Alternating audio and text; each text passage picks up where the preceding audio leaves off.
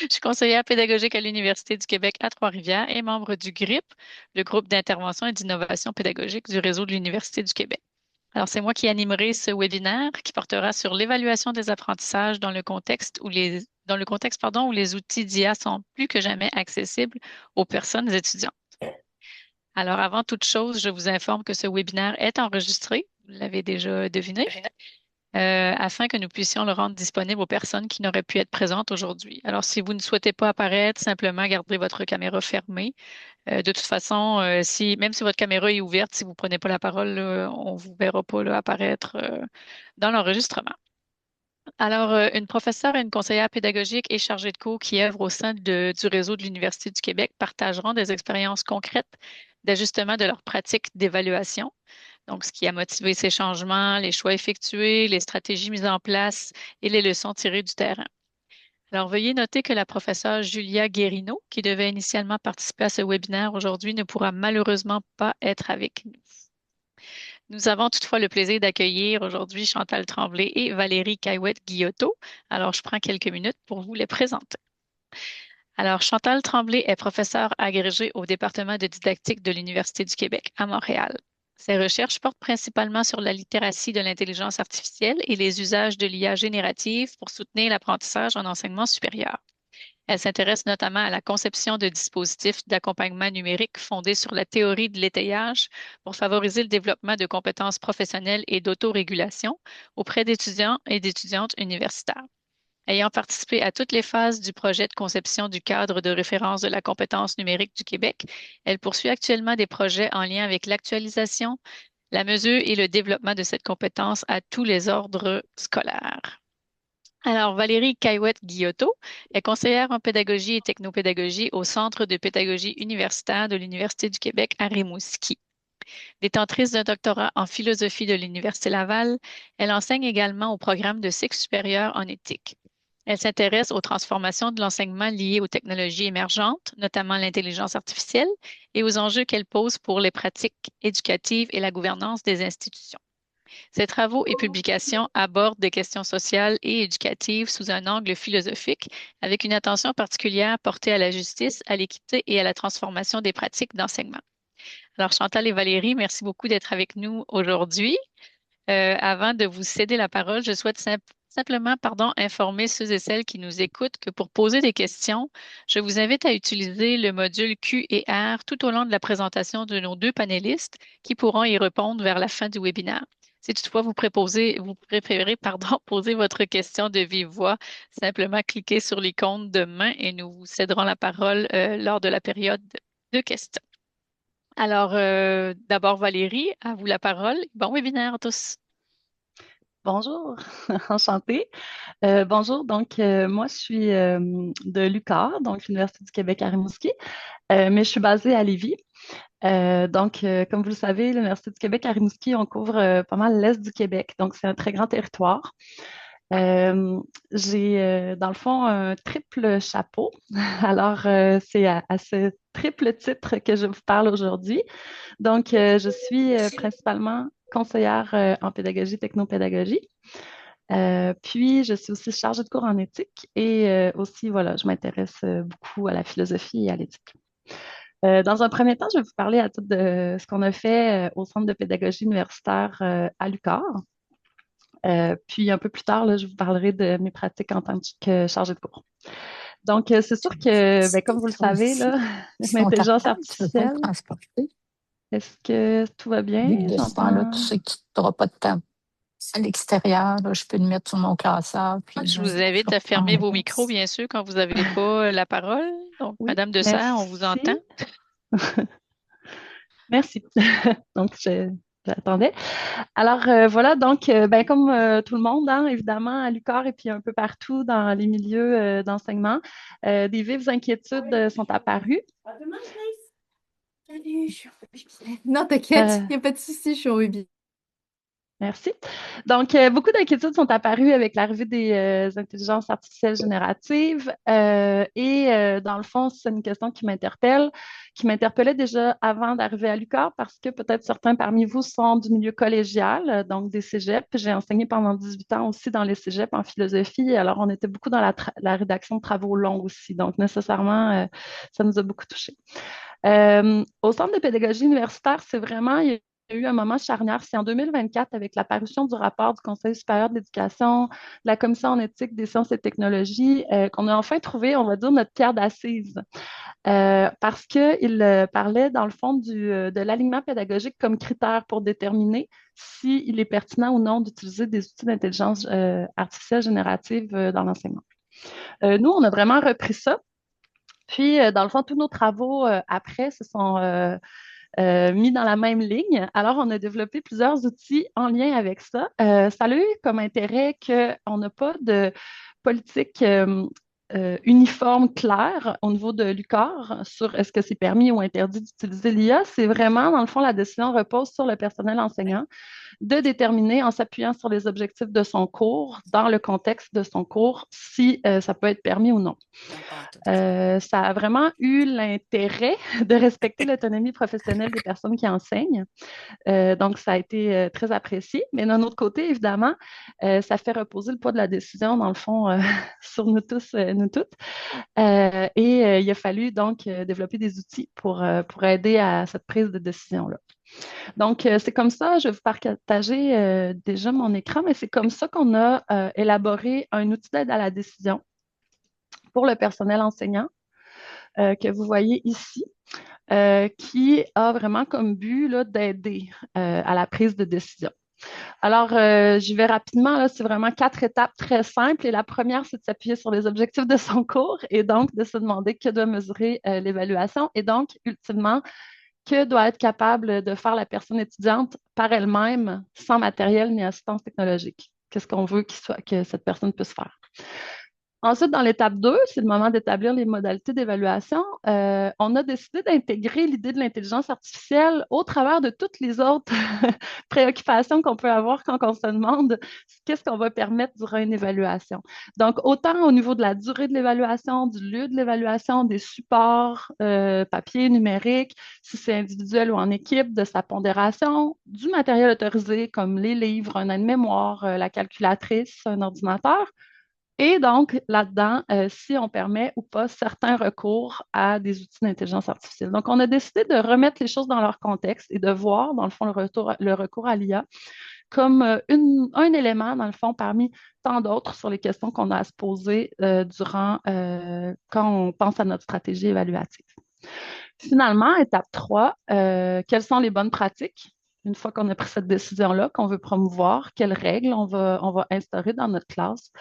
Quelle procédure ensuite la personne qui enseigne doit suivre si elle pense que par après les règles ont été transgressées. Puis finalement, on a bien sûr beaucoup insisté sur la communication des décisions qui sont prises. Et là, ça, c'est le principal travail, je dirais, sur lequel on s'est attelé depuis 1 an et demi. C'est que notre objectif, c'est que dans tous les plans de cours, il y ait, dans le fond, une précision claire sur ce qui est permis, sur ce qui n'est pas permis, puisque d'un cours à l'autre, d'un domaine à l'autre, d'une première session à une troisième session, par exemple, les choses peuvent changer dépendamment des objectifs du cours. Donc, ça se peut qu'un même professeur, dans un cours de première session, ne va pas permettre certaines choses, alors que vers la fin du parcours de l'étudiant puisse le permettre, ou que dans un même programme, dans certains cours, certains outils d'IA soient permis, alors qu'ils ne sont pas dans d'autres.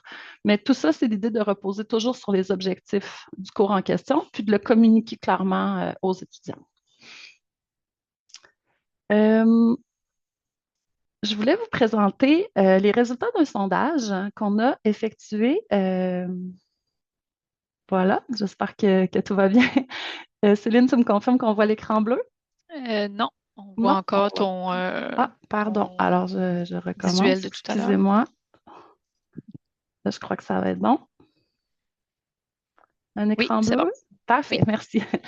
Donc, on a fait donc un sondage, comme je vous dis. C'est sûr que c'est pour le personnel enseignant de l'UQAR. Donc, à quel point ça peut être transposable à vos établissements, évidemment. Nous, on a des particularités. Mais on trouvait ça intéressant quand même de vous présenter les résultats parce qu'on a été surpris par certaines choses. Donc, c'est un sondage qui a eu lieu là, à partir, disons, fin janvier jusqu'à tout récemment sur les pratiques évaluatives de notre personnel enseignant. Je vais quand même rondement, là, c'est vraiment un résumé que je vous présente. On est d'abord très content de l'échantillon. Donc, on a 120 personnes enseignantes qui ont participé. Ça représente 12,6 du personnel enseignant de l'UQAR. Donc, on pense que c'est quand même bien représentatif. En plus, on a une belle représentativité selon nos départements. Donc, vous voyez, c'est les départements qu'on a à l'UQAR. Donc, il y en a évidemment certains départements que vous n'avez pas, d'autres que vous avez que nous, on n'a pas. Mais donc, à part peut-être une légère surreprésentation des sciences de la santé dans le sondage ou un peu moins des sciences de la gestion, sinon, on a quand même, je trouve, un taux de réponse vraiment intéressant. Donc, c'est assez bien réparti. On a posé donc des questions sur l'ancienneté, le département d'attache, les méthodes d'évaluation actuelles. Puis ça nous permet après de faire des corrélations.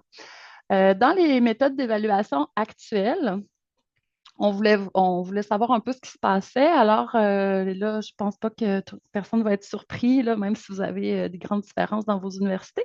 Mais la rédaction d'un travail long, c'était la réponse la plus populaire. Là. Il pouvait cocher jusqu'à 5 réponses, mais 71 des personnes répondantes ont déclaré demander un travail long. Donc, la rédaction d'un travail long. On sait d'ailleurs que la rédaction des travaux longs, c'est quand même ça a des enjeux particuliers, on va dire, avec les outils d'intelligence générative. Ce sont des travaux qui sont particulièrement vulnérables. Ensuite, des examens ou des présentations au niveau oral, 59 puis des examens écrits en classe, 55 Donc, ce sont un peu là-dessus que va porter notre attention particulièrement. Dans les constats, ce qui est intéressant, c'est qu'on voit qu'il y a vraiment un socle commun de méthodes. Donc, dans tous les départements, peu importe le niveau d'expérience des personnes qui enseignent, les travaux longs, les examens, les présentations orales, les examens écrits reviennent. Certains départements qui sont plutôt dans l'intervention sociale, éducative, par exemple, travail social, sciences de l'éducation, développement des territoires, vont avoir une plus grande diversification de méthodes. Donc, ils vont ajouter, par exemple, des journaux de bord, des séminaires de discussion, mais vont aussi avoir le socle commun. Puis, les personnes en début de carrière ont tendance à se concentrer plus sur ce qu'on va appeler des évaluations plus traditionnelles comme les travaux écrits, les travaux longs écrits, les examens écrits en classe, alors que les personnes ayant plus de 10 ans d'expérience vont souvent faire ces travaux-là aussi, mais combinés plus fréquemment avec des oraux de la participation, des activités réflexives ou créatives. L'amplitude des changements, donc on leur a demandé à quel point ils considéraient que leur méthode avait changé depuis l'arrivée des outils d'IAG. 39 nous ont dit avoir peu changé leur méthode d'évaluation, 34 avoir fait un changement modéré, 18 avoir beaucoup changé, et on a seulement 8 des personnes qui nous affirment avoir fait aucun changement.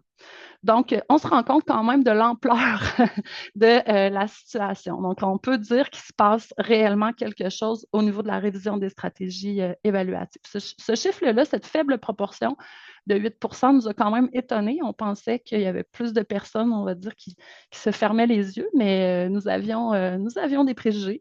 Et finalement, la grande majorité, très vaste, même 92 des gens, finalement, affirment avoir fait des changements. Les principaux ajustements, donc là, on est content, on peut constater que notre travail a porté fruit, du moins pour la dernière année. 80 ont répondu avoir mis à jour leurs consignes pour clairement indiquer ce qui est permis, ce qui n'est pas permis, donc mis à jour leurs consignes pour encadrer l'IA. Par contre, ce qu'on voit aussi, c'est qu'il reste encore, ça c'est donc ce sur quoi on se met à travailler. Il reste encore sûrement d'autres ajustements à faire et qui pourront percoler. On a l'intention de refaire le sondage là, dans quelques temps pour voir si les pourcentages changent. Donc, analyse de situation authentique, là, on est plus dans le tiers des personnes. Demande de déclaration explicite des usages, on est dans le tiers des personnes. Modification des critères d'évaluation, le tiers des personnes qui disent l'avoir fait. Diversification des formats d'évaluation, encore là, le tiers des personnes. Nos constats, Donc, ce n'est pas un abandon de ce qu'on voit des méthodes traditionnelles, mais plutôt une combinaison. C'est-à-dire que les gens vont garder les examens, les rédactions de travaux longs, mais vont les combiner avec des approches qui vont favoriser l'évaluation des processus, qui vont peut-être plus utiliser l'interaction ou la participation. Puis, ce qu'on voit aussi, c'est vraiment une évolution graduelle des pratiques qui s'inscrit dans un continuum lié à l'expérience. Donc, ce qu'on voit, c'est que les gens ayant moins d'ancienneté vont faire des ajustements, mais qui vont peut-être être plus liés justement au changement dans les consignes, à la clarification des consignes, alors que plus le nombre d'expériences, le nombre d'années d'expérience avance, plus on va voir des ajustements en profondeur, plus structurants sur vraiment des changements au niveau des méthodes d'évaluation. Les besoins exprimés. Donc, je termine avec ça. Alors, ça, pour nous, c'est très, très, très précieux parce qu'on avait eu tendance à faire beaucoup des formations, on va dire théoriques, à faire venir des experts qui nous donnaient des grandes conférences. Puis, dans le fond, ce qu'on voit, c'est les besoins qui sont exprimés, là, c'est vraiment plus des besoins concrets, pratiques. Donc, ce qui ressort, là, en grande partie, c'est une boîte à outils. Donc, vraiment, là, donc c'est ça sur quoi on travaille. Un guide de bonne pratique, une boîte à outils. Et donc, c'est vraiment un besoin transversal. Encore là, ce qui est intéressant, c'est qu'on note des différences. Les personnes un peu moins expérimentées vont vraiment demander des formats pratiques, ateliers, webinaires, capsules vidéo. Et les personnes ayant un profil un peu plus expérimenté, eux autres vont rechercher davantage des espaces d'échange, donc des midis d'échange, des accompagnements individuels, des communautés de pratique, des forums, etc. Là, je vous ai parlé beaucoup en termes d'ancienneté. On a fait aussi des corrélations par département, mais on s'est rendu compte qu'il y avait peu de différence au niveau des besoins et des ajustements faits entre les départements. Donc, ça aussi, ça nous a un peu surpris et c'est très intéressant de voir que finalement, tout ça est très transversal, peu importe finalement que l'on soit en mathématiques, sciences et génie ou en sciences infirmières ou en sciences de la gestion ou en sciences d'éducation. Donc, pour ce qui est des départements, au niveau des besoins et des ajustements, il y a peu de différences notables. Donc, évidemment, tout ça est très résumé, mais je tenais à vous présenter, puis après, vous pourrez voir si ça résonne peut-être dans votre expérience à vous, dans vos institutions. Merci beaucoup, Valérie, de nous avoir présenté les chiffres de Lucas. Donc, je pense qu'effectivement, là, on peut faire facilement, on peut tisser des liens avec nos établissements respectifs, là. Donc, très intéressant. Alors, je cède maintenant la parole à Chantal, qui va nous présenter en quelques mots le contexte dans lequel elle a ajusté ses propres pratiques d'évaluation. Oui, merci Céline et merci Valérie pour la présentation. Peut-être le préciser, Céline a présenté, je suis professeure, je fais de la recherche en didactique d'enseignement supérieur, mais aujourd'hui, je viens vraiment vous parler à titre d'enseignante. Donc, c'est vraiment lié à mon expérience d'enseignement que j'ai voulu faire des changements, un peu comme Valérie l'a mentionné. Là, les enseignants ont des expériences et souhaitent éventuellement adapter leurs pratiques. Donc, c'est ce que je vous partage aujourd'hui. Alors, je vais lancer mon partage d'écran. Ouais. Donc, on voit bien le diaporama. C'est parfait, Chantal. OK, super. Alors, peut-être préciser le contexte. Donc, moi, j'enseigne dans un programme en pédagogie de l'enseignement supérieur. Ce sont des personnes qui ont déjà un baccalauréat dans leur discipline et qui souhaiteraient enseigner au collégial ou à l'université. Disons, ils souhaitent se rediriger en enseignement. C'est un cours pour lequel on a adopté une notation en mode succès-échec, donc il n'y a pas de travaux notés. La réussite du cours se fait si la personne a réussi chacune des évaluations du cours. Donc, c'est un cours d'introduction à la pédagogie, à l'enseignement. Donc, on aborde les différentes méthodes d'enseignement, l'alignement pédagogique. Et on va parler un petit peu là, de tout, là, vraiment un grand cours d'introduction aux méthodes et stratégies d'enseignement. Alors, cette population cible, c'est pas nécessairement des personnes auxquelles on s'attendrait qu'elles utilisent l'IA pour faire leurs travaux, puisque ce sont des personnes qui souhaitent enseigner au collégial, donc qui vont être confrontées à des problématiques où peut-être de leurs étudiants vont le faire. Donc, ça, c'est le contexte de mon cours. Et dans ce cours-là, depuis plusieurs années, ce que je demandais aux étudiants de faire, c'était à la toute fin du trimestre d'aller faire une synthèse critique de leurs apprentissages. Le but était vraiment qu'ils fassent un retour sur qu'est-ce qu'ils ont appris pendant le trimestre et que ça leur permette peut-être de faire un transfert là, dans leur pratique enseignante future. Donc, c'est un travail écrit. Valérie l'a mentionné tout à l'heure, hein, beaucoup d'enseignants utilisent les travaux longs. Donc, un travail écrit qui était réalisé à la maison, vraiment là, le classique. Les étudiants devaient répondre à 2 questions de réflexion parmi une liste qui leur était posée. Je vais y revenir sur ces questions-là. Et je leur demandais d'appuyer les réponses avec des références du cours. Et vraiment, ce que je souhaitais observer, c'était comment l'étudiant est capable de transférer ce qu'il ou elle a appris pendant la session dans son propre contexte d'enseignement. Donc, typiquement, les questions, qu'est-ce que c'était? C'était un peu, bon, qu'est-ce que vous avez appris que vous ne saviez pas? Commenter l'utilité de ces apprentissages-là pour vous. Un peu de leur demander de se situer par rapport à l'atteinte des objectifs d'apprentissage du cours. Est-ce qu'ils ont atteint tous les objectifs? Est-ce qu'il y en a pour lesquels il semble qu'ils ont besoin de formation continue?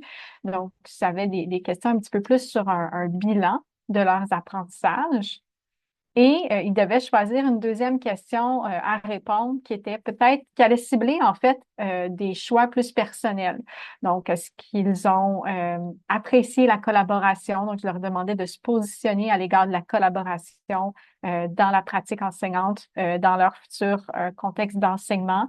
Je leur demandais sinon de parler de l'évolution de leur propre perception de la profession enseignante. Donc, entre le début du cours et la fin du cours, comment est-ce qu'ils ont vu que ça s'est peut-être transformé, cette perception-là de c'est quoi être une personne enseignante aujourd'hui.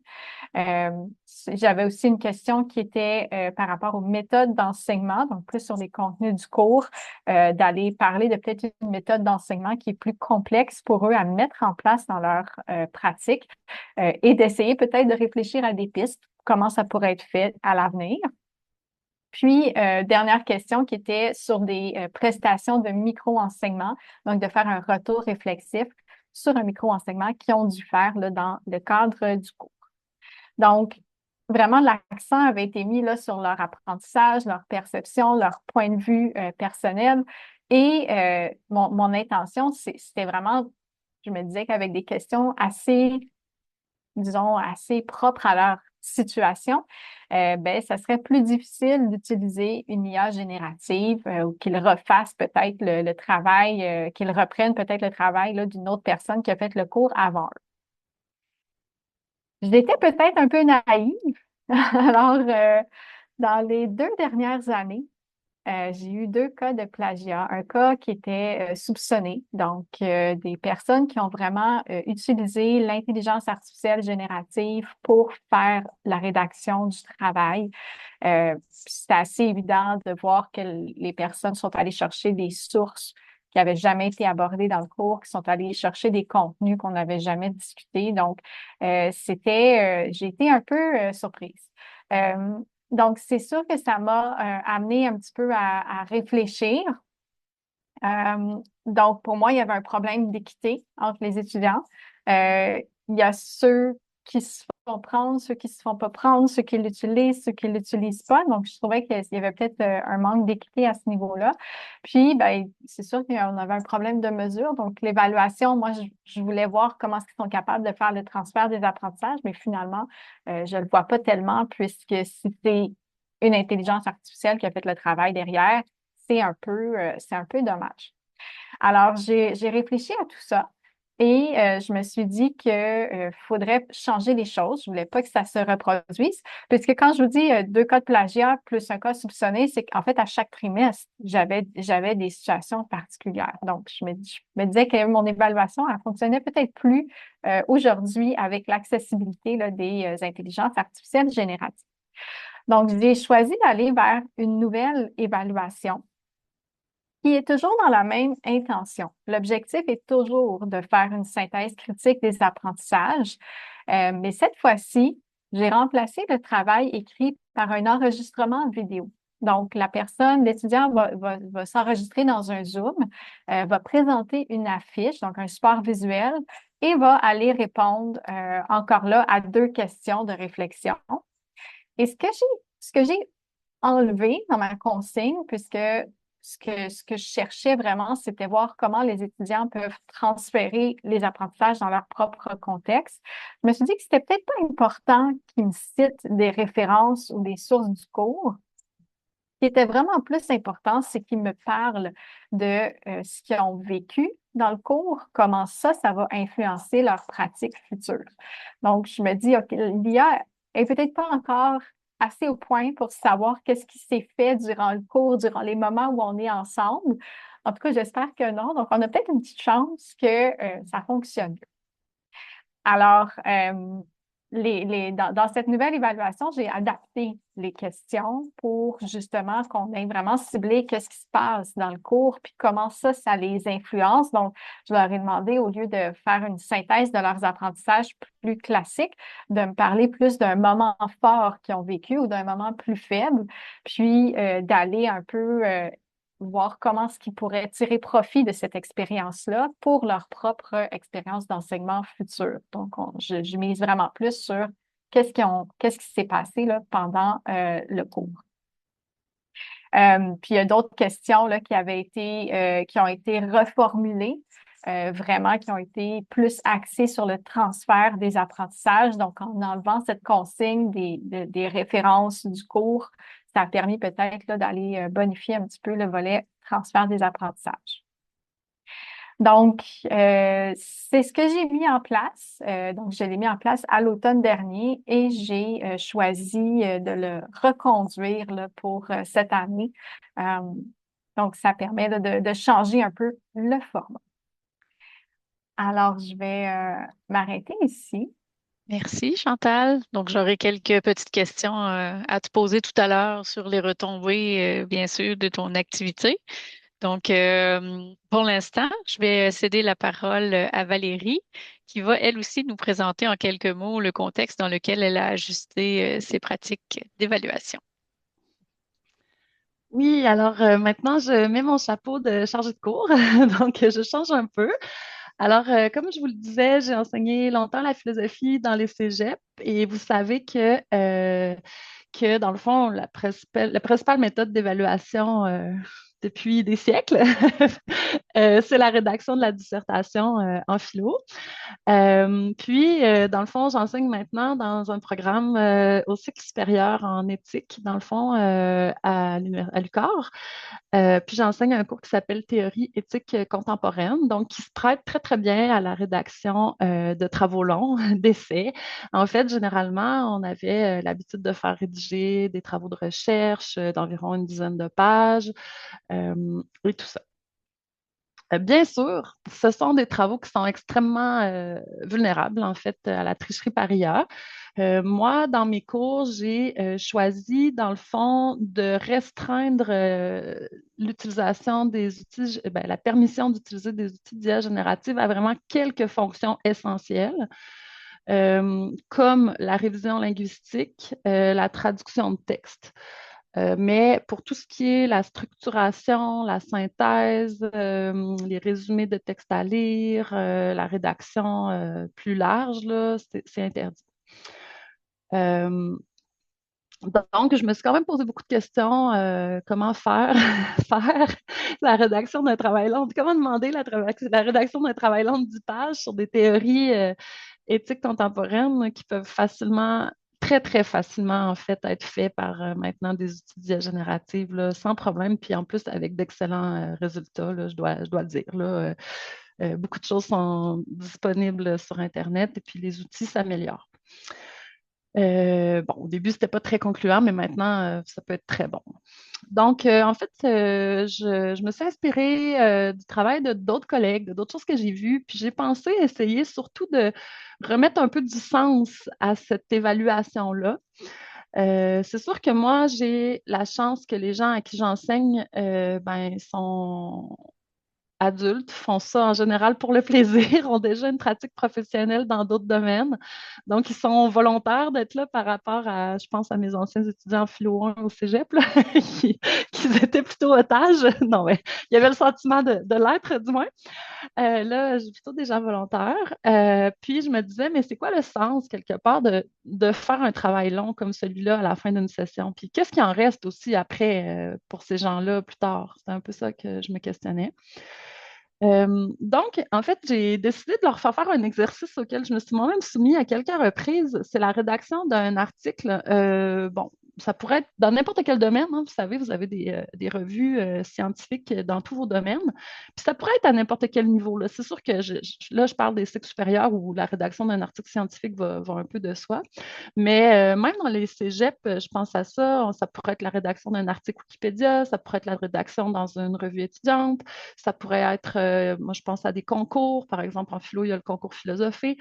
J'ai une collègue qui enseigne au premier cycle à l'UQAR en adaptation scolaire qui va faire aussi qui va faire la rédaction d'un article à ses étudiantes et étudiants dans le domaine de la recherche, ou en tout cas des adaptations en autisme.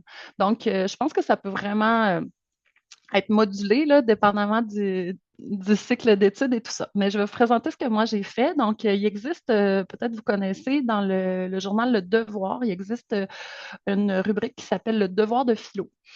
Et ça, c'est dans le fond justement l'idée d'appliquer la pensée d'un auteur à une problématique contemporaine. Donc moi, ça rentrait parfaitement dans ce que je voulais faire. Il existe la même chose, le devoir d'histoire aussi, je pense, là, si vous êtes en histoire. Puis, c'est un peu différent parce que là, c'est sûr qu'on s'adresse à un grand public, donc les personnes qui lisent, mais ce sont quand même des personnes qui savent très bien lire, là, les lecteurs du devoir qui sont déjà intéressés, etc. Donc, je dirais que c'est grand public, mais tout de même, on n'est pas dans un public très spécialisé, mais on est quand même dans un public très intéressé là, aussi. Donc, j'ai décidé de faire écrire à mes étudiants, plutôt qu'un travail long de 10 pages, un article qui pourrait être réellement soumis à publication dans les pages du devoir de philo. Premièrement, je trouvais que pour eux, ça leur donnait du sens. Ça donnait du sens à ce qu'ils faisaient, mais en plus, il y avait l'idée que ça touche à leur réputation. C'est-à-dire que si l'article est réellement publié, ben déjà, c'est intéressant pour eux, pour peut-être leur carrière ou enfin pour leur plaisir ou pour pouvoir le dire à leurs amis, mais aussi s'ils décident de faire plus de recherches ou d'intégrer plus le monde universitaire, ben, c'est déjà une première publication, donc c'est intéressant pour eux. Mais en plus, le fait que ça engage leur réputation, donc le fait de ne pas tricher ou du moins de respecter les règles qui sont édictées, ça engage leur réputation, puis c'est vraiment de les sensibiliser à ce qui est la posture, dans le fond, de la communication publique. Puis on sait que tout reste, là. Donc, s'il advenait qu'on se rende compte, par exemple, qu'un journaliste ait triché ou n'ait pas respecté les règles éditoriales, évidemment, ça aurait des conséquences. Donc, c'est un peu la même chose pour les étudiants qui se disent, en faisant le travail, qu'ils pourront réellement peut-être publier cet article-là. Je me suis posé la question, est-ce que c'est équivalent à écrire un article dans le devoir de philo par rapport à écrire un essai de 10 pages? Mais en fait, moi, je trouve que c'est même plus complexe parce que finalement, on commence toujours par rédiger presque un essai de 10 pages pour ensuite le synthétiser, pour en faire vraiment un article. Et là, vous savez comment c'est difficile souvent d'écrire dans les revues scientifiques parce que le nombre de mots est extrêmement précis, les consignes sont extrêmement précises.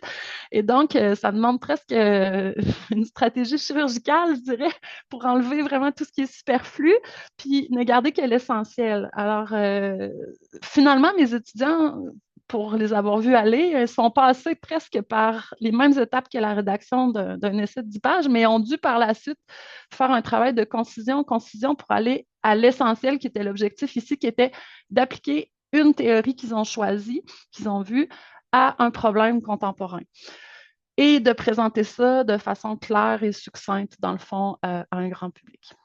C'est important pour moi de laisser le libre choix du sujet et de la théorie choisie parce que, encore là, on a vu que quand ça fait du sens pour l'étudiant, pour la personne qui fait le travail, il y a moins de chances, encore là, qu'il fasse de la tricherie ou du moins qu'il bafoue les règles d'intégrité. Donc, c'est un facteur. J'ai regardé les facteurs un peu de risque et de tricherie. Donc, c'est sûr que l'idée que l'évaluation fasse le plus de sens possible est toujours intéressante. Un autre des risques de tricherie, c'est évidemment le manque de temps, là, quand nos étudiants manquent de temps et qu'ils font leur travail à la dernière minute, la dernière semaine du cours, là, c'est en général là qu'ils vont aller, ils vont aller vers les outils interdits. Donc, ça, une autre méthode intéressante, c'est de répartir le travail en plusieurs étapes de remise. Donc, c'est ça à quoi je me suis attelée. Donc, les étudiants ont dû déjà commencer par regarder quel sujet ils voulaient traiter. J'ai fait un entretien avec eux pour qu'ils m'en parlent. Ils ont présenté le sujet aussi à leurs collègues. Ensuite, me présenter déjà leur début de recherche, donc leur bibliographie. C'est sûr que dans le devoir de philo, on ne met pas des références, mais en amont, ils devaient me fournir une bibliographie. Donc, ils ont déjà obligé de commencer la recherche. Encore là, ils devaient présenter à leurs collègues. Tout devait être partagé aussi dans leur processus. Présenter aussi, c'était intéressant pour moi de faire un moment, là, j'ai appelé ça séminaire à la fin de la session, mais avant la remise du travail final, de présenter où ils en sont rendus. Puis là, je leur disais vraiment, vous présentez à vos collègues où vous en êtes dans votre travail. Si vous n'avez pas beaucoup avancé, vous le dites. Si vous avez beaucoup avancé, vous présentez.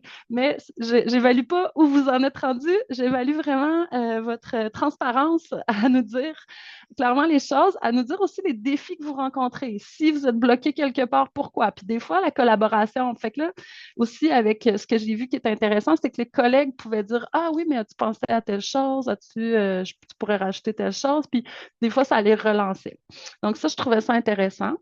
J'ai aussi entendu parler là, par des collègues qui faisaient un exercice semblable à ce qui est fait dans la révision par les pairs dans les articles. Donc ça, je trouve que ça peut être quelque chose d'intéressant de, on va dire, simuler peut-être un comité éditorial de revue qui ferait la révision de l'article. Ça, c'est à vous de voir, là, c'est une suggestion. Je ne suis pas encore allée jusque-là, mais ça pourrait être intéressant. L'idée encore là, c'est d'exposer la personne qui écrit son travail à l'autre, en fait, au regard de l'autre. Donc, qu'il ne soit pas seul ou qu'elle ne soit pas seule face à son travail, puis que ça soit vu comme quelque chose de collaboratif un peu. Donc, quelque part encore là, ça engage leur réputation, puis ça donne plus de sens à leur travail. Finalement, évidemment, il y avait la remise du travail. Moi, je leur ai demandé aussi de me le remettre dans le fond dans un partage d'un document SharePoint où je pouvais aller voir l'historique des révisions qui ont été faites. Donc ça, je leur demandais en avance de me permettre d'aller visionner les révisions parce que vous voyez, dans un document Word, on peut voir les révisions. Puis évidemment, si on voit que tout le travail a été fait en moins de 3 minutes 30, ça peut, ça peut alerter. Ou s'il a été fait en une seule après-midi plutôt que sur plusieurs moments. Mais bon, les ayant vus à plusieurs moments dans la session, c'était impossible, mais n'empêche, ça donne, disons, une sécurité supplémentaire. Puis, surtout, ensuite, là, c'est sûr que j'ai évidemment corrigé. Puis, j'ai ajusté beaucoup mes consignes et mes critères d'évaluation. C'est sûr que j'ai pas très envie de devoir soumettre un travail au comité de discipline, même s'il faut que je le fasse, je vais le faire, parce que j'ai toujours un peu, je suis un peu insécure peut-être, mais j'ai toujours un peu peur du fardeau de la preuve qu'on va me demander, etc. Donc, si vraiment un travail avait fait preuve de plagiat, évidemment, je vais le soumettre, mais n'empêche que je me disais, en adaptant les critères d'évaluation, en ajoutant, par exemple, le critère, bon, déjà de la concision, de la précision. Fait que ça veut dire les outils d'IA générative, souvent, font des grandes généralités ou des banalités, mais ne vont pas rentrer dans le détail de l'application. Là, je vais dans, mettons, de la théorie de Rawls sur la hausse des frais de scolarité à l'université. Il peut le faire, là, mais il va peut-être moins bien le faire parce que généralement, ils vont rester plus dans des banalités. Donc, mon idée, c'est d'y aller vraiment d'évaluer la concision puis la précision. Puis ça, c'est sûr qu'un article permet ça. Aussi, je donne des points pour l'authenticité, le côté personnel du travail.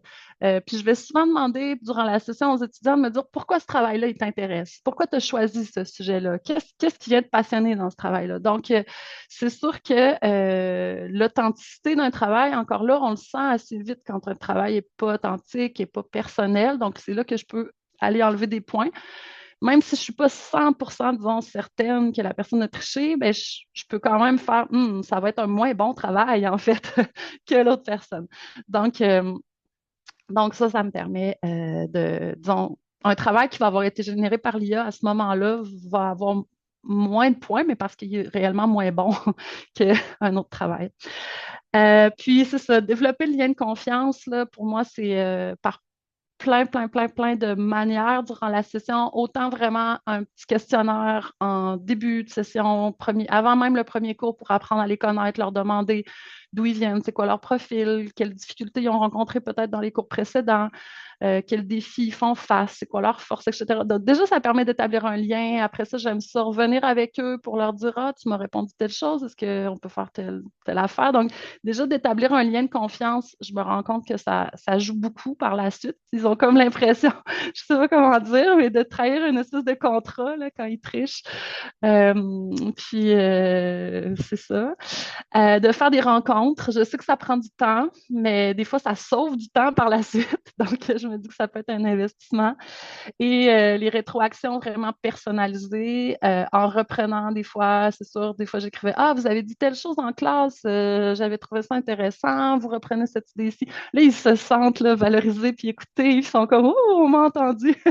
Ils se sentent un peu moins comme un numéro dans une classe. Là. On dirait que ça fait quand même une différence. Voilà, donc c'était un peu pour ma présentation sur la rédaction d'un article. Bon, moi, c'est dans le devoir de philo, mais comme je vous dis, je sais qu'il y en a qui peuvent le faire dans d'autres domaines, à d'autres niveaux. Donc, l'idée, c'est plutôt de rendre l'essai long de 10 pages, de lui donner un sens peut-être plus concret.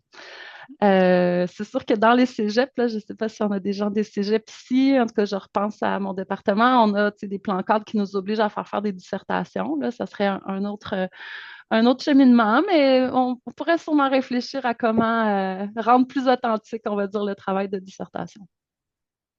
Oui, Valérie, merci d'avoir verbalisé au fond ce qui a mené à ta prise de décision quant au travail que tu souhaitais donner à tes étudiants. Là. C'est super intéressant aussi que tu sois passé par les raisons de tricher, au fond, pour essayer d'éviter les raisons pour tricher. Donc, super intéressant.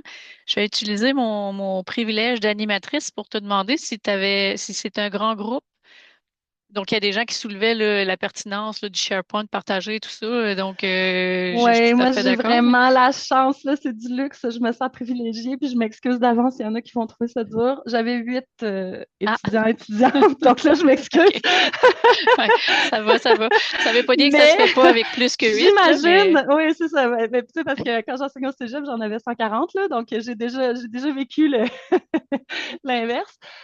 J'imagine que c'est possible aussi. On sait qu'il y a des articles qui sont écrits à 2 ou 3 plumes, donc j'imagine que ce serait possible de faire une rédaction collaborative.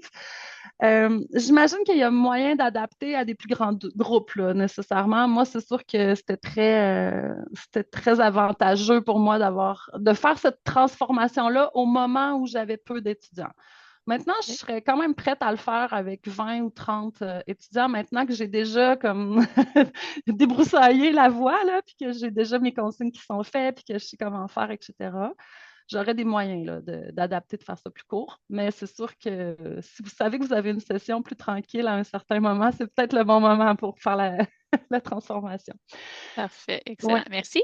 J'ai vu passer dans le clavardage certaines questions. Je vous rappelle que si vous avez des questions pour nos deux panélistes, en fait, vous pouvez les poser dans le module Q et A plutôt que dans le clavardage, parce que là, je sais que c'est Marie-Ève qui gère le clavardage. Donc, les questions plus techniques peuvent être posées dans le clavardage, mais pour les questions pour les panélistes, vous pouvez les mettre dans le Q et A. On en a déjà, on pourra y répondre là, tout à l'heure.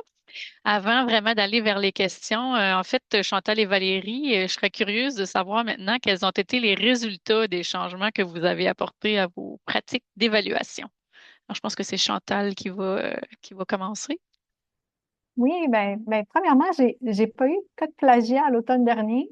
Donc, pour moi, c'était déjà une belle amélioration. Euh, pour les étudiants, j'ai vraiment l'impression que la vidéo, au lieu du texte écrit, a vraiment amené certains d'entre eux à faire preuve de plus d'autoréflexion. J'ai l'impression que leurs discours étaient beaucoup plus réflexifs.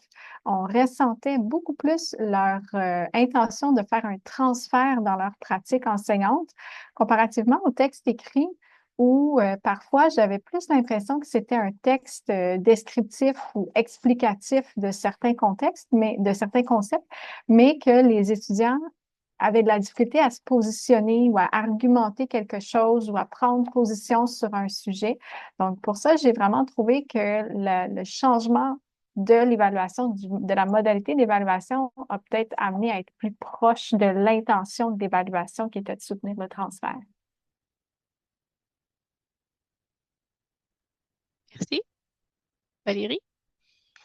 Oui, ben moi, c'est sûr que je ne reviendrai pas en arrière.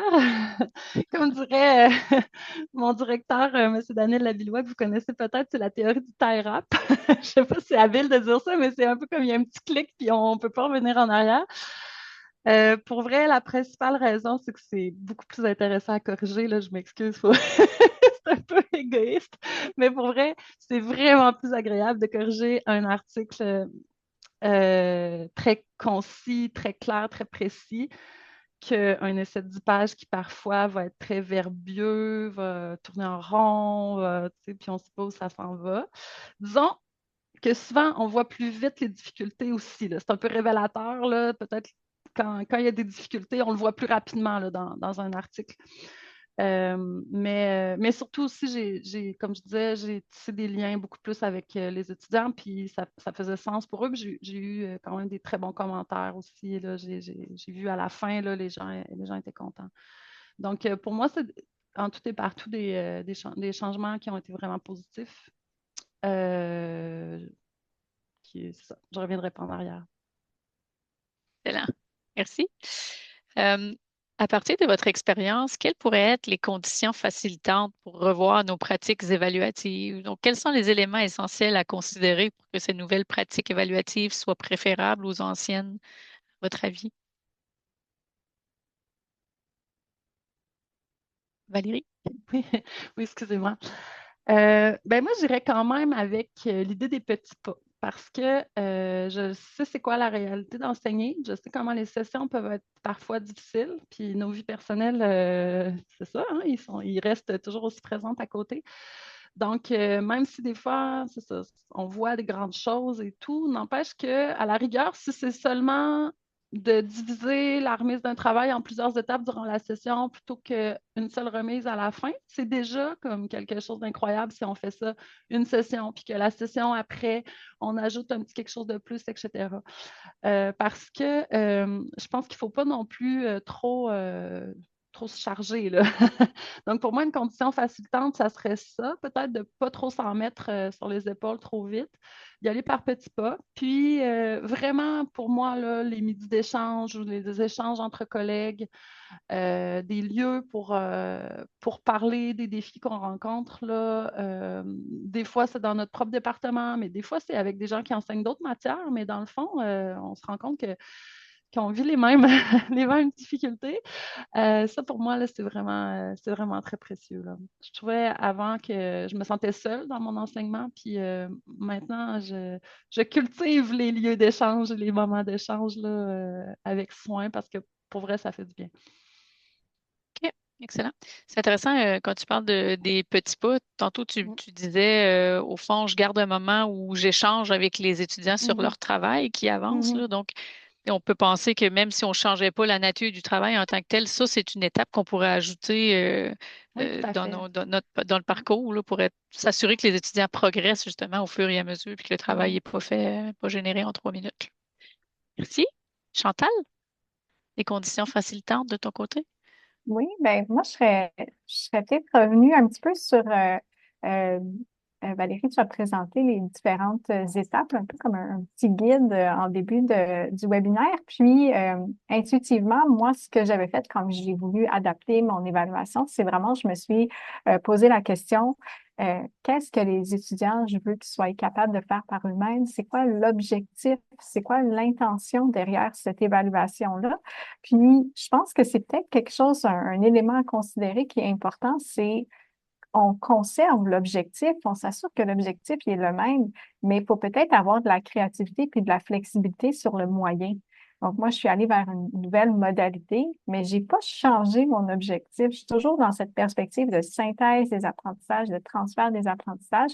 J'ai juste réfléchi, est-ce qu'il y a d'autres façons d'observer le même objectif, l'atteinte du même objectif, en considérant que peut-être que ma façon actuelle, elle devient tranquillement désuète étant donné les technologies qui arrivent. Donc, c'est sûr, c'est aussi un élément, je crois, qui demeure essentiel à considérer puis à se questionner. Peut-être une condition facilitante à mon contexte, mais je suis dans un contexte de cours en mode succès-échec. Le fait que je note le travail seulement sur la réussite et non pas avec une gradation chiffrée ou littérale, ça peut faciliter la modalité que j'ai choisie. Donc, quand je vois l'évaluation d'une vidéo, ça aurait peut-être pu être différent si j'avais dû devoir accorder des notes. Là, en ayant cette flexibilité-là de seulement succès-échec, ça facilite beaucoup là, les évaluations.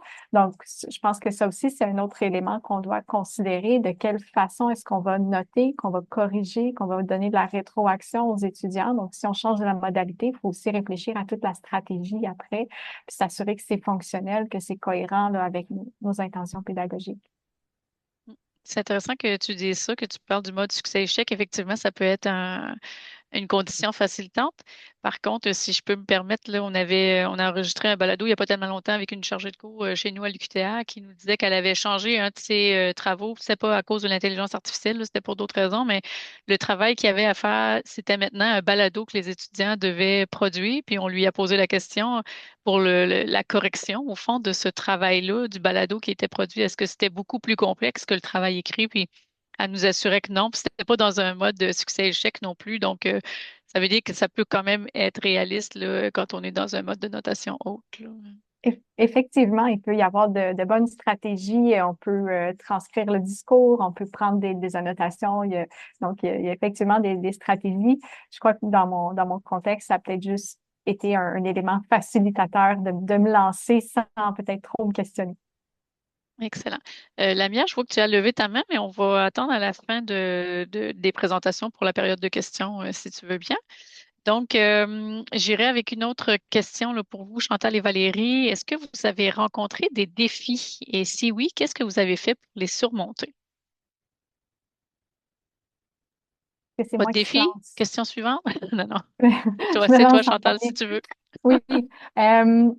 Un défi que j'ai rencontré, mais c'est par rapport aux étudiants. Il y en a certains parmi eux qui n'avaient jamais fait ça, une vidéo, qui ne s'étaient jamais enregistrés, certains m'ont même demandé c'est quoi une affiche. Donc, il n'y avait pas, donc c'est un petit peu des compétences transversales. Donc, c'est un cours en pédagogie, donc on enseigne des méthodes d'enseignement, des stratégies d'enseignement, mais peut-être que le côté compétences numériques, habiletés technologiques, ces éléments-là, qui sont plus des compétences transversales, n'étaient pas abordés. Et ça a posé des défis pour certaines étudiantes. Donc, ça m'a amené à offrir un encadrement puis un accompagnement plus individualisé avec certains d'entre eux, certaines d'entre elles. J'ai montré des fonctionnalités techniques, j'ai fait des petits tutoriels, comment utiliser Zoom. C'est sûr que c'est des éléments à considérer aussi. Donc, la modalité qui diffère amène le besoin de compétences transversales là, qui est peut-être pas toujours le même niveau chez l'ensemble des étudiants. Puis, je l'ai remarqué, certains d'entre eux on le voyait un petit peu dans leur capsule vidéo, puis il y en a même qui l'ont écrit à la fin dans l'évaluation de l'enseignement. Il y en a certains qui auraient préféré rester avec le travail écrit. Je leur avais dit que c'était une nouveauté, ils étaient au courant qu'avant c'était un travail écrit, puis il y en a qui étaient peut-être un peu déstabilisés et qui auraient préféré un format plus traditionnel. Excellent. Merci, Chantal. Est-ce que tu avais envisagé la possibilité de laisser le choix de un ou l'autre, ou pour toi, c'était tout un ou tout l'autre? Je n'avais pas envisagé cette possibilité-là, étant donné que mon intention, c'était d'éviter le plagiat par le texte écrit. Donc, il n'y Oui, il y avait pas le choix.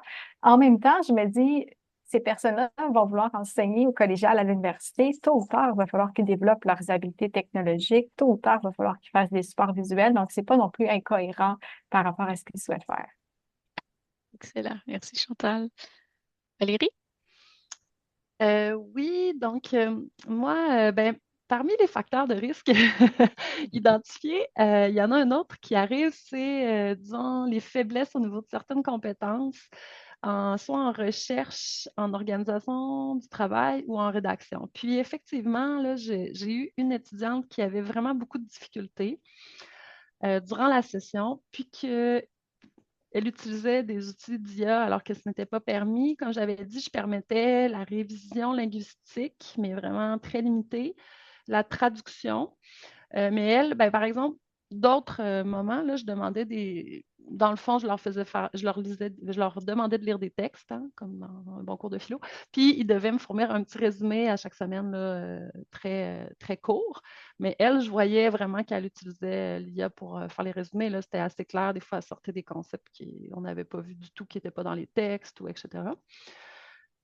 Puis, donc, ça m'inquiétait pour le travail. Donc, quand je la rencontrais, disons que j'avais une attention particulière à ça, en lui rappelant les consignes, etc. Puis, c'était une étudiante internationale. Donc, c'est une étudiante qui arrivait d'ailleurs, qui avait été dans un système éducatif très différent du nôtre, inspiré fortement du système français. Puis, pour plein de raisons, ce qui est tout à fait normal, puis déjà juste le fait d'arriver d'un pays très chaud, puis d'atterrir à Rimouski au mois de janvier, là, c'était déjà, c'était déjà énorme, mais elle vivait, là, disons, un choc culturel profond avec un choc éducatif profond dans la relation aux professeurs, à moi, où j'ai tendance à m'adresser à eux un peu comme avec des pères qui ont encore beaucoup de choses à apprendre, c'est pour ça que je suis là, mais quand même, on a souvent le même âge. Donc, puis le fait de parler ouvertement des difficultés, pour elle, on voyait que c'était pas du tout là, ce qu'elle avait appris dans le passé. Là, donc, c'était assez dérangeant pour elle. Puis, on voyait que elle n'était pas à l'aise, disons, à faire des travaux comme je demandais. Surtout l'article scientifique, là, elle ne comprenait pas vraiment ce qu'il fallait faire. Elle était très habituée à faire des travaux, justement, type dissertation. Puis elle, là, c'était vraiment. Donc, je sentais le risque quand même assez grand d'usage de l'IA. Puis en fait, je le voyais qu'elle faisait dans des tout petits travaux qui n'avaient pas beaucoup de pondération. Fait que là, je me disais, ouh là là. Puis c'était même arrivé parce qu'il y avait d'autres moments où les étudiants parlaient en classe. Puis c'était même arrivé qu'il y ait un étudiant qui l'avait accusée d'utiliser l'IA. Donc là, c'était même un peu gênant pour elle, un peu troublant pour elle. C'était un moment un peu difficile et j'avais dû intervenir en disant, bon, c'est pas vous le, le policier, là. Puis bon, j'avais recadré, mais on sentait là, quand même une fragilité. Donc, c'est simplement pour dire que, dans le fond, comme je voyais, puis je dépistais un peu d'avance le risque, j'ai beaucoup plus j'ai beaucoup plus travaillé avec elle qu'avec les autres, à lui expliquer, lui rappeler les consignes, à lui expliquer vraiment ce que j'attendais dans ce travail-là, à lui expliquer pourquoi c'était important de ne pas utiliser l'IA. Mais c'est que pour elle, d'utiliser l'IA, je le comprenais que c'était une béquille, hein, parce que c'est comme si elle se disait, si j'utilise ça, lui, il va peut-être mieux savoir que moi quoi faire, parce que moi, je suis un peu perdue. Donc, je voyais bien là, que c'était pas par mauvaise intention, que c'était quelque part pour se rassurer parce je sentais qu'elle connaissait pas les codes, qu'elle essayait de les respecter, mais que c'était beaucoup trop d'adaptation et de changement. Donc, à la fin, son travail qu'elle m'a remis, je ne peux pas dire que c'était un très bon travail. C'était pas du tout dans les meilleurs, mais du moins, elle n'avait pas utilisé l'IA. Puis, je sentais qu'il y avait de l'authenticité. Puis, je lui avais dit, je préfère que tu me remettes un travail qui est pas parfait, mais que je sens que tu as travaillé fort puis que tu es allé au bout de ce que toi, tu pouvais donner, plutôt que de me remettre quelque chose qui était fake, là, ou en tout cas qui était faite par une intelligence artificielle. Donc, c'est ce qu'elle m'a remis. Fait que je suis quand même vraiment heureuse qu'elle me l'ait remis. Évidemment, elle n'a pas eu une note exceptionnelle, mais elle a quand même réussi, alors que sinon, elle aurait juste eu 0 pour tricherie.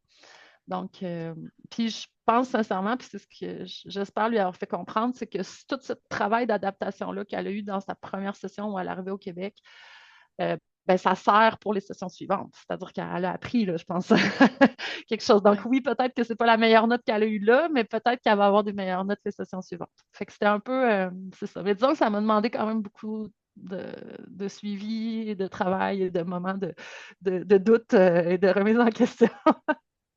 Merci Valérie. C'est sûr qu'aujourd'hui, on parle d'intelligence artificielle, mais tous les autres défis liés à l'enseignement, ils ne sont pas disparus parce que l'intelligence artificielle est arrivée parmi nous là, à un certain moment, là. Donc, c'est bien certain que l'évaluation, c'est toujours aussi un moment charnière, là. Donc, effectivement, ça reprend, ça t'accompagne de son lot de questionnements et d'adaptation. Donc, j'ai une dernière question pour vous, puis après, on va pouvoir passer aux questions des participants. Alors, au-delà de cette charge de travail là, qui vient avec le fait qu'on change nos pratiques évaluatives, est-ce que vous avez eu de belles surprises? Vous faites des constats positifs dans ces expériences-là? Valérie, est-ce que tu veux continuer sur ta Oui, lancée? oui, oui. Ben, en fait, c'est ça. À la fin, oui, j'ai eu des travaux vraiment très bons, je considère, des gens qui ont vraiment utilisé. Par exemple, j'avais quelqu'un qui travaillait dans le domaine de la protection de la jeunesse, qui fait un DESS en éthique, puis qui a réussi à écrire un article vraiment intéressant, je trouve, sur le devoir de comment on appelle ça? En tout cas, elle appelle ça l'omerta. Je disais que son terme était peut-être un peu fort, mais du moins, le devoir de réserve que les travailleurs de la santé ou les travailleurs de la protection de la jeunesse doivent avoir pour ne pas critiquer leurs employeurs, alors qu'elle avait beaucoup de choses à dire. Puis, en fait, je trouvais que son sujet était extrêmement pertinent et extrêmement intéressant. Devoir de loyauté, merci beaucoup. Donc, voilà, elle a vraiment fait un article excellent. Donc, puis c'est ça. Malheureusement, il n'y a aucun des articles qui a été publié finalement parce que ce que je n'ai pas dit, c'est qu'après la rétroaction, je leur donnais, après la remise de leur travail final, je donnais des conseils de publication. Donc, je faisais vraiment des conseils pour pouvoir être publié. Puis, j'avais même fait des recommandations au devoir en disant tels articles, je considère qui sont très aboutis, puis ils respectaient vraiment les critères et les consignes. Malheureusement, ils n'ont pas été sélectionnés par le devoir, mais pour vrai, j'ai encouragé cette étudiante-là, du moins, à peut-être trouver d'autres lieux de publication ou des choses comme ça. Puis il y a au moins deux, trois autres étudiants là, qui ont vraiment fait des travaux qui, pour moi, étaient exceptionnels au niveau de la pertinence de leurs propos, puis de la précision, puis de la justesse, là. Puis je pense pas sincèrement que j'aurais eu quelque chose comme ça dans un essai là, traditionnel, disons, une session précédente. Merci Valérie. Chantal? Oui, ben moi, de mon côté, une belle surprise que j'ai eue, c'est qu'en fait, j'ai adoré corriger les vidéos. J'ai adoré les écouter. Euh, Ça m'a vraiment permis de mieux comprendre comment les étudiants vivent le cours. J'ai eu beaucoup de rétroaction grâce aux vidéos. J'ai senti que pour eux, ça a été un travail qui était beaucoup plus personnel. Valérie tout à l'heure parlait de travail authentique, là. Je ressentais beaucoup plus d'authenticité dans leur discours.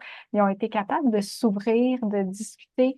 Le fait peut-être que c'était à l'oral plutôt qu'à l'écrit, que ça avait peut-être un petit volet moins formel, m'a vraiment amené à avoir voir des vidéos très touchantes des étudiants qui ont vraiment exprimé ce qu'ils ont vécu dans le cours, comment est-ce qu'ils vont transférer ça dans leur pratique, qu'est-ce qu'ils ont apprécié du cours. Vraiment, j'ai adoré. Je me suis dit, mon Dieu, non seulement j'ai pas de code plagiat, mais en plus, j'ai plus de plaisir à corriger qu'avant. Donc, j'ai hâte de corriger ceux de l'hiver là, pour ça. C'est rare qu'on entend un professeur dire j'ai hâte de corriger mes Oui, travaux d'hiver, et mais merci Chantal. effectivement. Ça, ça donne le goût. Excellent. Mais merci à vous deux. Donc, on a déjà des questions dans le module questions-réponses. Je vous invite aussi à lever la main si jamais vous voulez poser votre question de vive voix. Alors, je vais y aller d'abord avec une question de Nicole qui a été posée quand même à midi. Alors, je fais comme un retour en arrière. Donc, un grand merci pour vos interventions. Dans quelle mesure arrivez-vous à conserver l'alignement pédagogique, notamment par rapport aux compétences avec les nouvelles formes d'évaluation que vous mettez en place? En tant qu'enseignant, qu'enseignante, c'est Nicolas, pardon, en tant qu'enseignant, sur des fondamentaux en informatique. Je me sens particulièrement concernée par des outils d'IA, sachant que nous avons des activités pour lesquelles les étudiants travaillent avec leurs propres ordinateurs. Est-ce qu'il y en a une de vous deux qui a envie de répondre à cette question-là?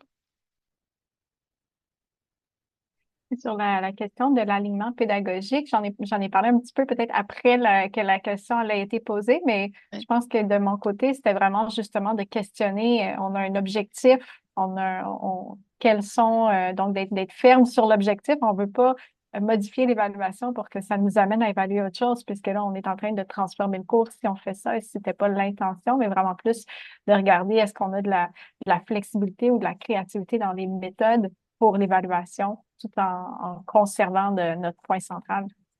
Tout à fait.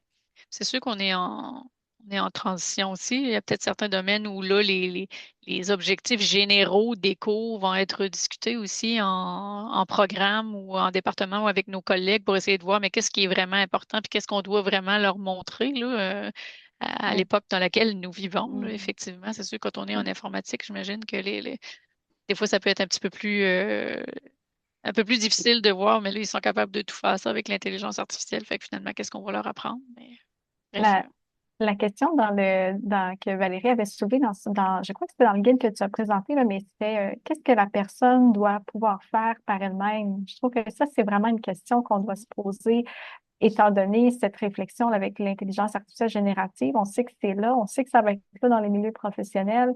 Donc, qu'est-ce qu'on veut que la personne soit capable de faire de façon autonome? C'est peut-être là une façon de recentrer peut-être nos objectifs, nos évaluations dans nos cours. Mm. Merci, Chantal. Oui, Lamia, c'est tu avais ça. levé Oui. la main. Ah, ben, Mhm. Merci. excuse-moi, Valérie, Non, non, tu c'est correct, voulais-tu. parfait. Je voulais juste parler du concept de décharge cognitive, là, justement, dont on entend quand même parler. Donc, je pense qu'il faut vraiment, en éducation, en enseignement, il faut vraiment éviter, dans le fond, tout usage qui viendrait entraver, on va dire, le développement de capacités ou de compétences qui sont nécessaires. Je pense que c'est toujours ça qu'il faut protéger. Donc, c'est toujours l'idée de se poser, effectivement, de revenir à qu'est-ce que la personne doit être capable de faire, qu'est-ce qu'elle doit savoir, sans avoir, disons qu'il y aurait une panne d'électricité, là. Donc, non, mais en travail social, des fois, on me dit, ben, si je suis dans une rencontre avec quelqu'un puis que je dois penser vite à un plan d'intervention, évidemment, je ne commencerai pas, ou proposer des choses, mais de vive voix avec quelqu'un qui est devant moi, je ne commencerai pas à sortir mon téléphone puis à demander à ChatGPT. Là. Donc, c'est peut-être un peu toujours ça. Évidemment, en informatique, là, s'il y a des pannes d'électricité, c'est un autre. C'est une autre chose, mais n'empêche qu'il doit aussi y avoir vraiment des choses qu'il faut savoir pour pouvoir, à la rigueur, avoir l'esprit critique sur les outils ensuite pour savoir s'ils font bien leur travail. Parce qu'on dit toujours qu'il faut regarder ce que les IA font pour pouvoir en juger puis critiquer, mais pour pouvoir critiquer, il faut le savoir nous-mêmes auparavant. Donc, il y a tout de même ça. Merci, Valérie. Lamia. Mais ma question, en fait, elle rejoint le sujet que vous abordez en ce moment, mais j'aimerais d'abord prendre le temps de vous remercier, Valérie et Chantal. C'était super intéressant. Merci du partage de vos expériences. Merci aussi, Valérie, pour le partage du sondage. Je trouve ça très, très intéressant parce que, comme tu as dit, vous avez certaines disciplines, puis j'imagine que ça doit être transposable à d'autres disciplines. Mais par rapport à ce que vous avez abordé, que ce soit du côté de Valérie ou de Chantal, c'est en fait les disciplines dont vous êtes, que vous représentez, c'est plus des disciplines de sciences humaines. Je me posais la question en technique avec ce qu'on a dit en informatique, par exemple. Moi, je suis conseillère pédagogique à l'école de technologie supérieure. On a donc des ingénieurs. Et puis là, on leur demande pas de faire comme des rédactions et tout ça, comme vous le savez. Donc, je ne sais pas si en plus vous avez la réponse ou pas, mais on peut comme je lance la question. Qu'est-ce que vous pensez dans ces cas-là où les étudiants doivent maîtriser des logiciels, des programmes, la programmation je parle par exemple du département de l'Octi, c'est vraiment difficile pour eux de changer leur évaluation et pourtant ils se rendent compte quand même qu'il y a des cas de plagiat. Donc, j'aimerais vous entendre là-dessus. Merci. Merci pour ta question, Lamia. Est-ce que Valérie ou Chantal, vous avez envie de rebondir? Bien, sur ces questions-là, c'est sûr que j'aurais tendance à évaluer les choses au niveau des programmes ou des départements. Là, je dirais que ça prend des bonnes réunions là, parce que c'est sûr que je pense que la personne qui enseigne seule dans son coin de façon isolée peut difficilement prendre cette question-là pour elle-même sans. Je pense que c'est vraiment des discussions qui doivent avoir lieu dans les programmes, qui sont extrêmement importantes, euh, mais qui ont. Parce que dans le fond, chaque décision a un impact sur les autres personnes qui enseignent autour, sur les autres cours autour, etc. Moi, ce que je vois ici, par exemple, en sciences informatiques, génie, c'est quand même plusieurs outils sont permis dans des fonctions limitées, mais tout de même. Mais encore là, ça dépend toujours quelle session, quel niveau, quel cours. Et donc, ce sont des discussions qui doivent vraiment être prises, mais qui sont en train de se faire. C'est sûr que des fois, on a l'impression qu'on est un peu en retard, mais en même temps, les choses vont tellement vite que je pense que personne n'est tenu de suivre le rythme toujours parfaitement, là. Euh, mais ce sont des questions, dans le fond, de revenir à l'essentiel aussi, là.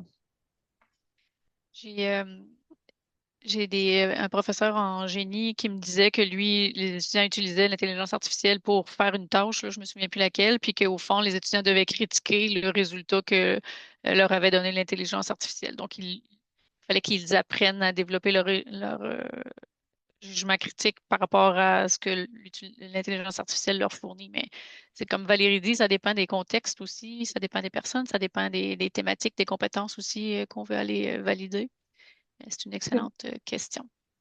C'est peut-être. Caroline, est-ce que tu voulais... oups, Ah, est-ce que ben, tu si je voulais... pouvais répondre Oui, vas-y, juste Chantal. juste pour finir la question sur l'intégration, ben, en fait, l'IA dans des programmes plus techniques ou est-ce que c'est plus qu'on n'est pas dans des travaux écrits comme on peut le voir en sciences sociales? Ben, en fait, je pense que la réponse peut s'appliquer aussi à l'ensemble des programmes. On est probablement rendu à un moment où on doit réfléchir les programmes pour y intégrer la littératie de l'IA. Donc, Céline l'a mentionné au début, je fais de la recherche sur la littératie de l'IA, puis c'est ce qu'on tente de voir dans certains projets, c'est comment est-ce qu'on peut l'intégrer, l'IA, dans les programmes de formation, comment est-ce que ça amène à modifier les compétences d'un programme, les objectifs d'un programme. Donc, on ne peut plus faire fi de l'IA, surtout quand c'est dans les milieux professionnels que les usages de l'IA se font. Donc, il faut former les étudiants une utilisation qui va être éthique, qui vont être capables d'avoir un regard critique, qui vont avoir les habiletés technologiques, les connaissances technologiques pour bien comprendre. Donc, peut-être cette intégration-là dans le programme peut amener, je dis pas éviter les enjeux de plagiat, mais va peut-être amener une IA qui va être utilisée au grand jour. Là, c'est plus caché. On apprend à utiliser l'IA de façon critique. C'est peut-être une piste pour ces, donc, qui s'applique en fait à n'importe quel programme. Merci, Chantal. Caroline, est-ce que c'était parce que tu voulais répondre à la question de Lamia ou c'est une nouvelle question? Oui, ben vas-y. Merci. Non, mais en fait, je voulais simplement dire que dans des travaux, des tâches qui sont peut-être justement plus techniques, la validation orale de ces travaux-là peut aussi se faire. Puis je donne un exemple très concret que j'ai vécu moi quand j'étais au bac. L'IA n'existait pas, là, mais le principe demeure le même. C'était vraiment l'idée de...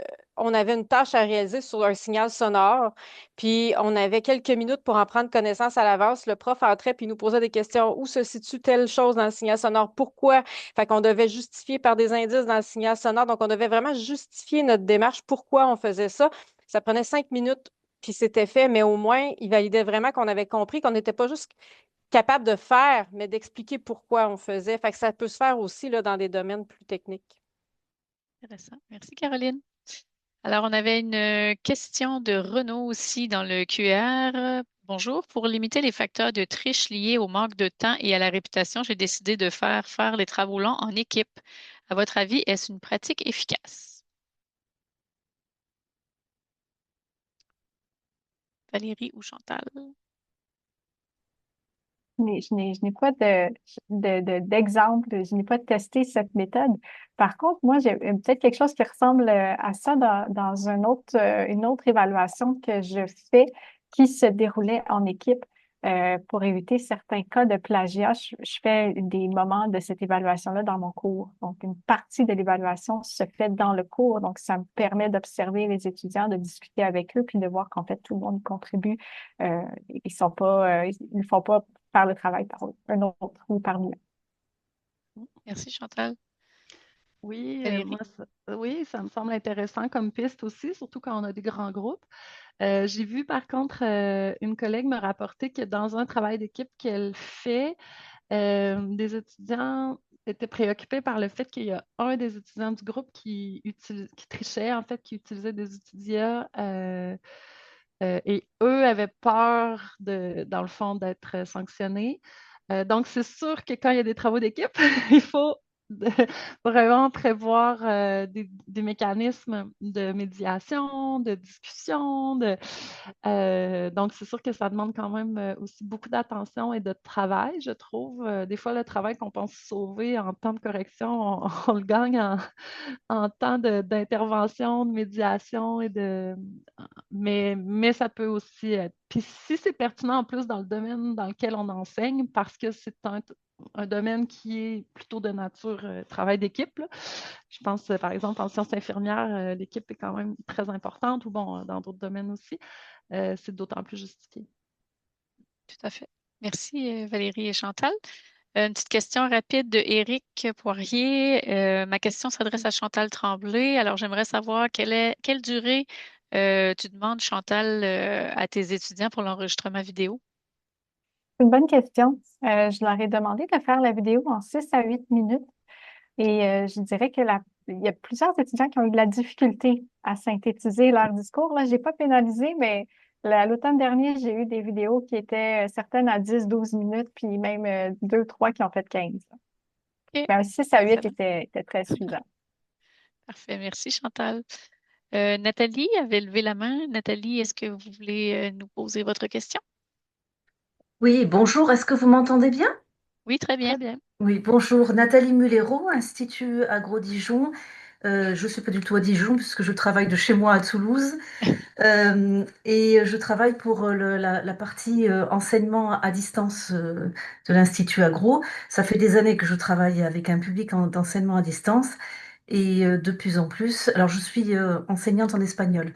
Et donc de plus en plus, c'est le rêve idéal pour tous les étudiants parce que vraiment, tout le monde parle espagnol de façon extraordinaire. Je reçois des devoirs fabuleux, y compris des étudiants d'Institut Agro qui sont des futurs ingénieurs. C'est surtout ceux-là qui l'utilisent le plus. Donc j'ai beaucoup réfléchi à la question, j'ai essayé plein de choses. Et on vous parliez tout à l'heure, bon, il y a des choses qui sont toujours intéressantes, hein. Je vous remercie de votre retour. Euh, à un moment, j'ai essayé cette année de leur faire un devoir. Alors, ils avaient le choix pour les élèves ingénieurs. Ils pouvaient faire un devoir sans utilisation de l'IA obligatoire. Et l'autre devoir, c'était utilisation de l'IA obligatoire. Donc, je leur ai demandé puisque comme ils l'utilisent, de toute façon, je me suis dit au moins, je voudrais qu'ils apprennent au moins quelque chose, parce qu'effectivement, ils ont peu de temps, l'espagnol, ça leur passe par-dessus. Donc, quand il faut rendre les choses, puisqu'ils sont tout le temps à distance avec moi, donc je ne les vois jamais, et il fallait souvent, je leur ai dit, bon, puisque vous avez ça, au moins vous avez une structure à suivre. Et je me suis dit peut-être qu'ils vont pouvoir apprendre quelque chose, puisque effectivement, on peut se demander de quoi, de quoi doivent-ils être capables, mais il arrive un moment, il faut bien quand même pratiquer un petit peu la langue. Et c'est tellement confortable d'utiliser l'IA à la place que je me pose toujours la question. Je leur mets des notes extraordinaires, puisque je ne peux pas le prouver, qu'ils l'ont, voilà. Et donc, en utilisant l'IA obligatoire, ils ont quand même trouvé moyen. Je leur avais demandé donc de faire un certain nombre de choses. Et puis bon, eh ben, ils ont quand même trouvé moyen d'utiliser, de tricher, quoi. Donc, je vois bien que il y a eu des choses qui ont pas, enfin, ça a pas vraiment fonctionné. À part une élève qui m'a rendu vraiment quelque chose où j'ai vu qu'elle avait fait quelque chose. Et je me demandais si vous aviez, vous, des pistes pour des gens comme ça qui sont entièrement à distance et que finalement, j'entendais tout à l'heure vos retours avec vos étudiants, etc. Moi, j'ai beau essayer de leur faire de retours et de leur proposer des classes virtuelles auxquelles pratiquement personne ne vient. parce qu'ils sont plus préoccupés par d'autres matières, hein. Ils sont dans des diplômes où l'espagnol n'est pas si important que ça. Donc je me posais la question, est-ce que vous aviez eu déjà des gens avec ce genre de choses ou voilà, un petit retour si c'était possible. Je ne sais plus quoi faire pour essayer de... Je perds pas espoir, mais bon, voilà. Merci, Nathalie, Merci. pour la question. Valérie, est-ce que tu as envie de répondre? Je te voyais hocher C'est la tête. sûr, ouais, c'est sûr que tout ce qui est évaluation à distance, là, c'est très, très difficile. Moi, j'enseigne, on peut dire, en partie à distance. Ici, on a ce qu'on appelle multisite. Donc, j'avais des étudiants, mon cours, j'avais des étudiants à Lévis, à Rimouski. J'en avais un dans le Nunavut qui avait des problèmes de connexion Internet. J'en avais un à Montréal. Donc, c'était un peu, voilà. Donc, finalement, je réussissais à réunir tous ces gens-là, mais de façon synchrone, donc à heure fixe et à faire nos discussions tous ensemble. Et bon, après, leur rédaction et tout ça, mais tout se passait à distance, mais c'est sûr que moi, c'était peut-être plus facile parce que j'avais peu d'étudiants. Mais bref, de faire des discussions, à la rigueur, de faire des salles de discussion, puis de se promener comme professeur de façon aléatoire dans les salles de discussion pour vérifier la participation et que ça devienne obligatoire, là. C'est une chose. Mais c'est sûr qu'évidemment, les évaluations de distance, c'est tout un défi. J'en conviens, mais c'est ça. Si c'est possible de faire des moments synchrones où les personnes doivent être là, trouver des moyens pour mettre des points pour ces moments-là, ça peut être une piste. Peut-être Chantal?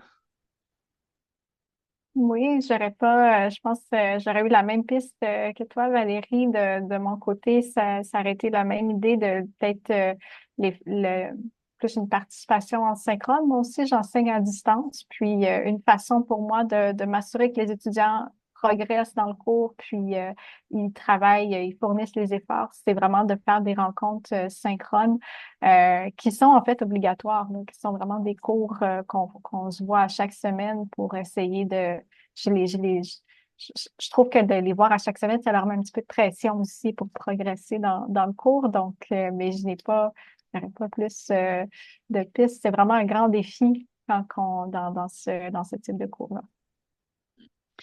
Euh, Oui, En fait, pour faire du pouce sur la question de Nathalie, il y a une autre question dans le clavardage qui dit, j'ai l'intention de revenir à des évaluations en classe sans ordinateur. Que pensez-vous de cette idée dans le contexte de l'IA? En fait, ça, c'est la question, mais moi, ce que j'allais dire, c'est que chez nous, pour les cours qui sont des cours complètement en ligne, il y a des enseignants qui ont décidé de revenir à des examens papier en présence. Là. C'est sûr que chez nous, c'est possible de le faire parce que c'est géré par ce qu'on appelle la formation continue.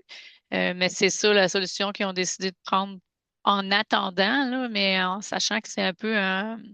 J'ai juste le goût de dire un plaster, je vais dire un diachylon en bon français. Mais bon, bref, je ne sais pas, Chantal, Valérie, qu'est-ce que vous pensez de ça, là, le retour, là, papier-crayon, dans le contexte dans lequel on se retrouve présentement?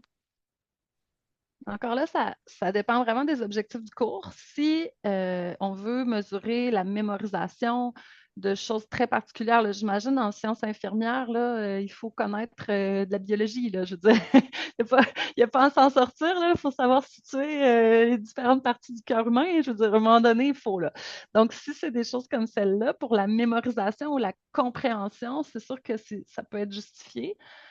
Euh, Si par contre, on veut y aller plus dans l'application de certaines théories, l'analyse, là, peut-être, en fait, c'est que des fois, je me demande moi-même si je serais capable de faire ces examens-là papier-crayon, dans le sens qu'il y a beaucoup de gens pour qui ben, ça fait longtemps qu'on utilise moins de crayons, hein, fait qu'à la rigueur, même l'activité manuelle d'écrire peut devenir difficile. Aussi, la structuration des idées n'est pas la même quand on écrit papier-crayon. Là. Je sais, j'ai étudié en France, donc j'ai fait des dissertations en 4 heures, papier-crayon, je faisais mon plan, etc. J'étais rendue habile à ça, je m'étais comme exercée à cette épreuve presque physique, mais Mais aujourd'hui, qu'on écrit à l'ordinateur, qu'on peut changer nos paragraphes de place, qu'on peut.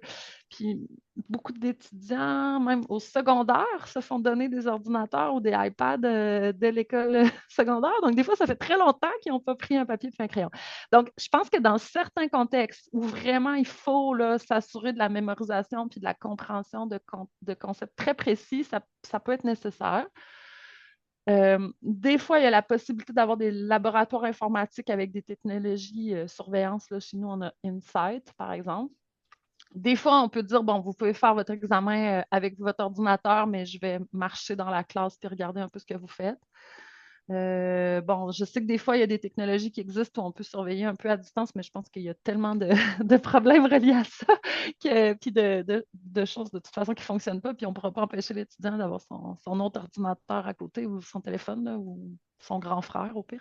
Mais, mais bref, c'est sûr que, en fait, encore là, je pense qu'il faut revenir à l'objectif. Quel est l'objectif de cette évaluation? Effectivement. Là, je vois qu'il nous reste 5 minutes. Il y a encore plein de questions. Je vais poser une dernière question dans le module QA, puis ensuite on prendra l'intervention de Renaud. Pensez-vous qu'un portfolio d'apprentissage est une avenue intéressante pour évaluer des travaux de plus longue haleine sans que le temps de correction soit impacté démesurément? Je ne sais pas si c'est des modalités que vous avez déjà utilisées, Chantal ou Valérie, là. Je connais un petit peu les portfolios, mais je n'ai jamais fait de recherche là, directement sur le portfolio. Mais l'idée d'avoir des traces, d'avoir plusieurs traces de quelque chose qui est évolutif, là, qu'on voit vraiment la progression de la personne à travers le temps, c'est peut-être une piste qui est intéressante. Euh, Moi, ce qu'on discute depuis tout à l'heure, puis ce que Valérie, tu viens de mentionner, moi, ça m'amène peut-être que dans notre façon de repenser les évaluations, il faut peut-être penser à nos objectifs vraiment, puis une question d'alignement aussi, d'alignement pédagogique. C'est peut-être des façons de s'assurer que nos modalités vont être pertinentes pour ce qu'on souhaite observer chez les étudiants. Parfait. Merci, Chantal. Une dernière question de Renaud, puis ensuite on va conclure. Je suis vraiment désolée, là. Il nous restait d'autres questions, mais le temps file à vitesse grand V.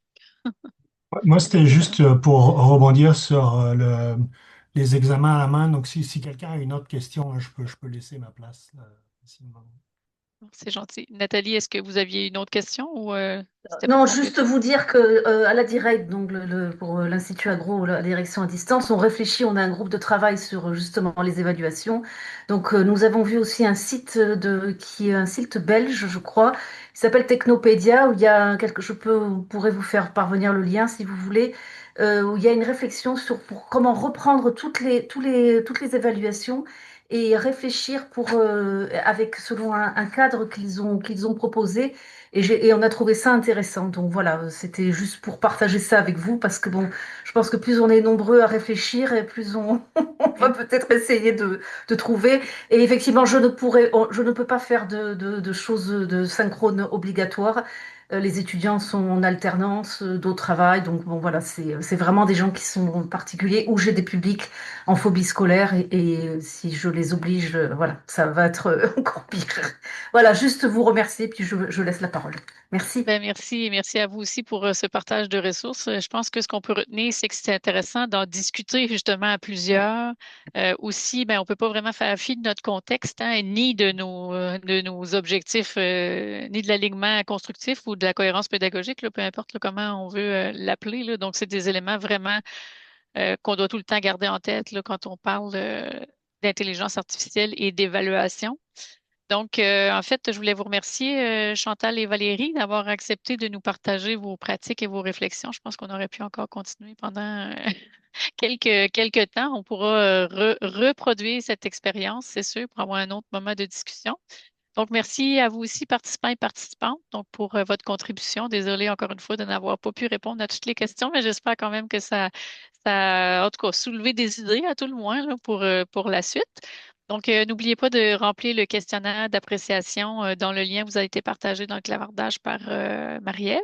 Puis notre prochain webinaire du GRIP aura lieu le 16 avril à 11h30. Il va s'adresser tout particulièrement aux personnes qui accompagnent les étudiants et étudiantes au cycle supérieur, donc les directions de recherche ou les membres des équipes de recherche qui soutiennent les étudiants dans leur formation à la recherche. Ce sont les professeurs Geneviève Belleville, Philippe Jackson de l'Université Laval qui viendront nous présenter leurs réflexions sur ce sujet. Alors, soyez des nôtres. Donc, je vous souhaite à tous et à toutes un bel après-midi pour ici au Québec. Pour les gens d'outre-mer, ben, passez une belle soirée et au plaisir de vous revoir bientôt.